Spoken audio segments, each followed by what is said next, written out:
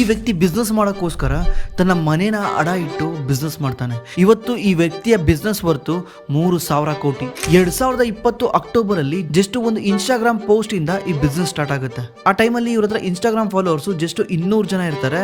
ಇವ್ರನ್ನ ನಂಬ್ಕೊಂಡು ಇವರು 1000 ಬಾಟ್ಲಿನ ಮ್ಯಾನುಫ್ಯಾಕ್ಚರಿಂಗ್ ಮಾಡಿರ್ತಾರೆ.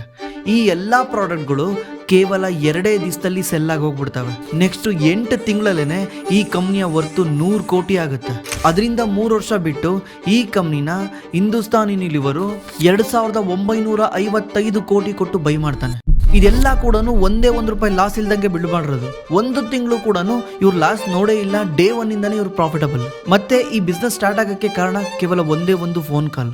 ಈ ಫೋನ್ ಕಾಲ್ ಇಂದ ತನಗೆ ಬರ್ತಿದ್ದ ₹1 ಕೋಟಿ ಸ್ಯಾಲರಿ ಬಿಟ್ಬಿಟ್ಟು ಈ ವ್ಯಕ್ತಿ ಈ ಬ್ರ್ಯಾಂಡ್ ನ ಬಿಲ್ಡ್ ಮಾಡ್ತಾನೆ. ಈ ವಿಡಿಯೋ ಬಂದು ಹೇಗೆ ಒಬ್ಬ ಗೌರ್ಮೆಂಟ್ ಎಂಪ್ಲಾಯ್ ಮಗ 0 ಇಂದ ₹3,000 ಕೋಟಿ ರೆವೆನ್ಯೂ ಮಾಡೋ ಕಂಪ್ನಿನ ಹುಟ್ಟಾಕ್ತಾನೆ.